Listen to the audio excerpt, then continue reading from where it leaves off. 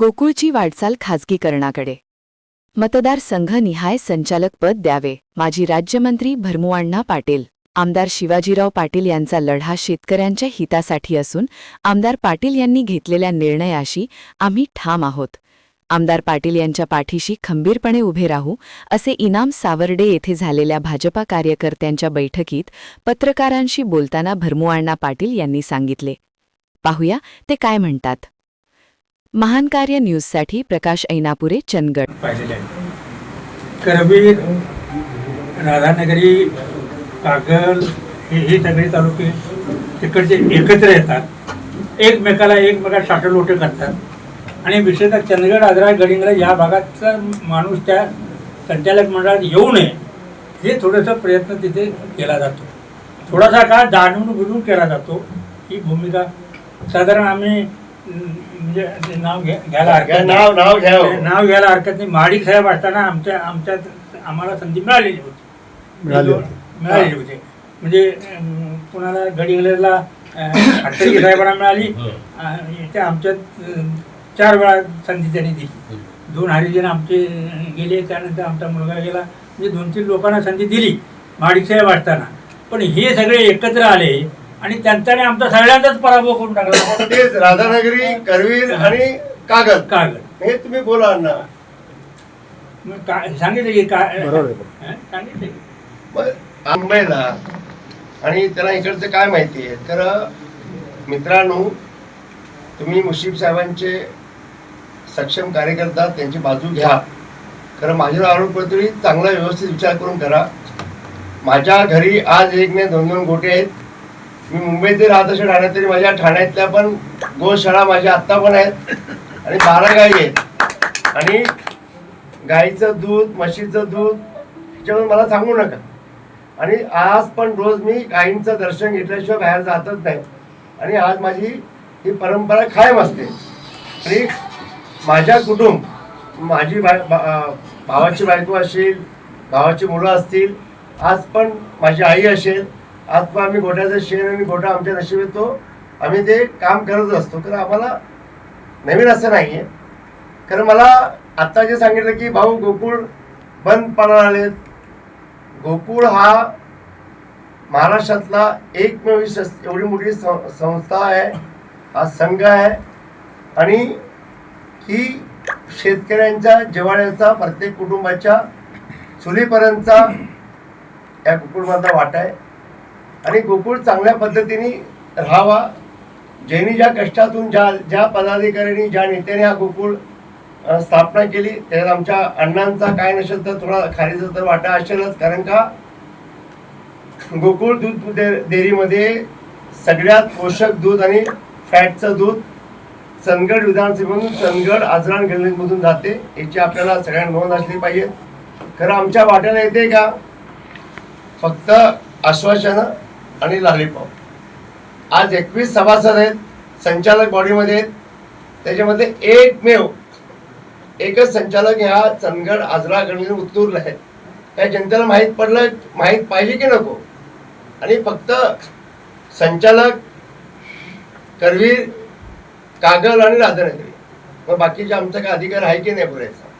आज तुमच्या 2-3,3800 डेऱ्या होत्या आणि नंतर 3700 डेऱ्यामधल्या आत्ता ज्या 1500 डेऱ्या जर तुम्ही इनलिगली डेऱ्या तुम्ही करताय, त्या जर डेऱ्या जर तुम्ही करून घेतल्या आणि मुश्रीफ साहेबांच्या घरातील सर्व म्हणजे दडपशे असेल तर त्याच्यात काय होणार. चंदगडमधली ज्या डेऱ्या कष्टाने, घामातून, ज्या शेतकरी कुटुंबाने आपल्याला जोडलेले आहेत, टिकवलेले आहेत, त्या डेअरीना भविष्य आता तर काय किंमत आम्हाला लोक नाहीच आहे. सगळं तुम्हीच बघता, ती मले पण तुम्हीच खाता आणि सगळं तुम्हीच करता. खरं भविष्यात कधी चंदगड विधानसभा, आजरा असेल, चंदगड असेल, गडिंगल असेल, त्याचबरोबर उत्तूर असेल आणि काही भाग वंचित असेल, त्यांच्यावरती अन्याय होऊ नये म्हणून या शेतकरी बांधवांसाठी ही लढा आहे. गोकुळला काही होऊ देणार नाही. राज्याचा मुख्यमंत्री असा सक्षम आहे आणि पाठीशी आहे. आणि ही पवित्र गोकुळची संस्था, हा संघ चांगल्या पद्धतीने चालावा.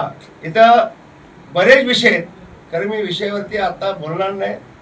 आज हे अधिकारी बदली झाली, त्या अधिकारी बदली जातेवेळी काय एवढं साधी सोपी गोष्ट नव्हती.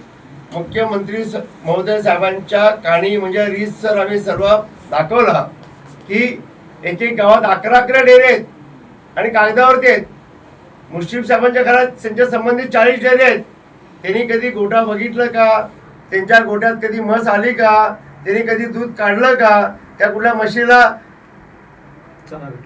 चारा ते दिलाय का बघितलंय का? नाही. तर याच्यामध्ये लालू प्रसादचा जो चारा घोटाळा होता तसा गोकुळचा अजून चारा घोटाळा निघेल, पिशवी घोटाळा निघेल, त्यानंतर अजून टँकरचे वाहतूक घोटाळे निघतील, त्यानंतर गोकुळमधला हे दूध, कोल्हापूरचं दूध नवी मुंबई डेअरी आणि तिथून मुंबईला जाणारं दूध किती कसं वाढते हे सगळ्या गोष्टी येतात, कागदावर देतो. आज पत्रकार बांधवांना मी बोलत असेल किंवा आपल्या शेतकरी बांधवांना बोलतेवेळी मी हवेत बोलत नाही. आणि म्हणून कालच ज्या अधिकाऱ्यांची बदली झाली तर त्या अधिकाऱ्याला तुम्ही काम करू दिलं का? त्याला धमकावलं, त्याला येऊ दिलं नाही आणि लाचला पोलीस बंदोबस्तमध्ये घेतल्यानं तो अधिकारी काम करायला घाबरतोय. तुमची दहशत, खरं तुम्ही जर प्रामाणिक असाल तर त्याला काम करा. आणि तुम्ही जर काय केलात, एक तो मलगावीची तुम्ही बदली केली आणि तातडीनं तुमचा कार्यकर्ता जो तुमचा कारखान्याचा चेअरमन ज्याच्यावरती आता बोलल्यानंतर कोणता तो भाग आहे, हे भाग आहेत, ही मालिका चालवणार आता. म्हणजे त्याचा सक्का तो भाचा वय वर्ष 30, कधी त्याला अनुभव नाही. 500 डेअरींचा त्याला 6,000 डेअरींचा तुम्ही मालक करून त्याला ठेवला आणि तो रात्रभर विचार तुमच्या फक्त ते सह्या कोंबडा मारत होता आणि तुमच्या सांगण्याचं काम करत होता. आणि त्या गोष्टी जर घडत होत्या म्हणून थांबेल, प्रशासन येईल आणि प्रशासनाची चौकशी होईल. त्या चौकशीला समजते वेळी काही अधिकारी मला रात्री भेटले. मी कोल्हापुरात 3 पण रात्री होतो आणि भेटत अधिकाऱ्यांचं म्हणणं होतं की अतिशय चांगलं प्रामाणिकपणे तुम्ही काम करता. मुश्रीफ साहेब एवढे प्रचंड मोठा नेता, त्याचे त्यांचं म्हणजे बोलतात ना, एवढा प्रचंड नेत्याला तुम्ही जर त्यांची ही सुरुवात केली तर अधिकारी वर्ग खूप खुश आहेत आणि त्यांना चौकशीपासून वाचायचं आहे. म्हणून त्यांनी ह्याच्यामध्ये त्यांना अडकायचं नाही. ते सांगतात की या मलईमध्ये आमचा काय हात नाही, कारण आम्ही काय करणार, आम्ही पण हातबल झालोय, आम्ही तुम्हाला सगळी माहिती पुरवू.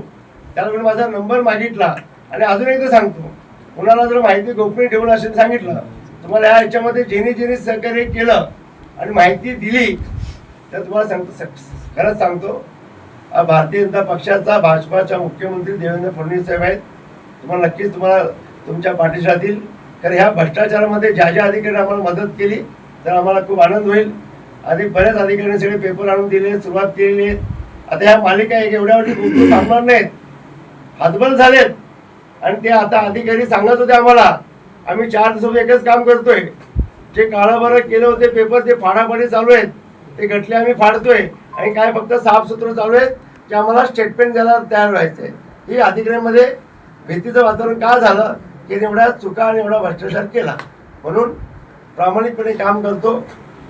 मध्येच कोणी सांगितलं बाबा अमोल दूधची गरज काय नाही, आम्हाला गरजच काय, गोकुळ एवढा सक्षम आणि भक्कम आहे तो चांगल्या पद्धतीने चालावा आणि चांगल्या पद्धतीने टिकावा हीच आमची भावना आहे. मला कुठल्या संचालकमध्ये इंटरेस्ट नाहीये, कुठल्या अध्यक्षाला इंटरेस्ट नाहीये की साहेब आमचे 5 वेळा मंत्री झाले, आता ते मंत्री आहेत म्हणून मुलगा गोकुळचा अध्यक्ष झाला, त्यांच्याच अख्ख्या खानदानमध्ये होतील. मला तसं काही घरांशी आम्हाला नको आहे. सामान्य माणसाने हे गोकुळ उभे केलेलं आहे. म्हणून आम्हाला प्रामाणिक इच्छा आहे की कुठल्या तरी शेतकऱ्यांच्या मुलांना कुठेतरी स्थान मिळावं आणि त्यांना पण संधी द्यावी. आणि येणाऱ्या 25 संचालकमध्ये चंदगड, आजरा, गणेश, उत्तूरमध्ये आम्हाला प्रत्येक भागामध्ये संचालकमध्ये एक स्थान मिळावं, जेणेकरून आपल्या ह्या शेतकऱ्याधारकांच्या आम्हाला आवाज उठवला जाईल. अजून बरेच विषय आहेत, नोकर भरतीचा पण विषय आहेत आणि सगळे कागद घेऊन बोलणार आहेत. म्हणून आपल्याला एवढं सांगायचं होतं. उद्यापासून आपल्याला दुसरी मालिका सुरू होईल आणि 28 तारखेला कोर्टाचे निर्णय आहेत. म्हणून मला काही जास्त बोलता येत नाहीत. कोर्टाचे निर्णय चांगले लागतील आणि त्यांनी सगळ्या तयारी केल्या, त्यांनी पुरेपूर तयारी केली. बंदोबस्त 1.5 करोड तर वकिलांची फी दिली आणि ती पण गोकुळमधून दिली. तर ते आता टाळाटाळ करतील का ते सुधारणा करतील ते पण कळलं. आणि ह्या गोष्टी जनतेच्या कामाचे कष्टाची हे गोकुळचे पैसे असे किती बरेच प्रकरण आहेत. हे सगळे आम्ही तुम्हाला मुद्देसूद आणि कागदावरती प्रूफसूद देऊ. आणि एवढंच बोलतो की ह्याच्यामध्ये कोल्हापूर जिल्ह्यातील सर्वसामान्य जनता आपल्या पाठीशी खंबीरपणे आहेत. अतिशय चांगला भाऊ तुम्ही काम करताय. अतिशय चांगलं काम मुख्यमंत्री साहेबांनी याची दखल घेतली आणि मुख्यमंत्र्यांना अतिशय विश्वास दाखवला की देवाभाऊ नक्कीच याच्या खोलात जाऊन चौकशी करून याला गोकुळमधला जो भ्रष्टाचार आहे तो उघड करतील आणि ज्यांच्यावरती जे त्यांचे दोषी आढळेल त्या नक्कीच कारवाई करतील असं त्यांना आशा आहे. आणि ती पण आशा मी बाळगून आहे. एवढंच बोलतो की पुढे गोकुळचे चांगले दिवस अजून चांगले दिवस यावेळी मी शुभेच्छा देतो. आणि जय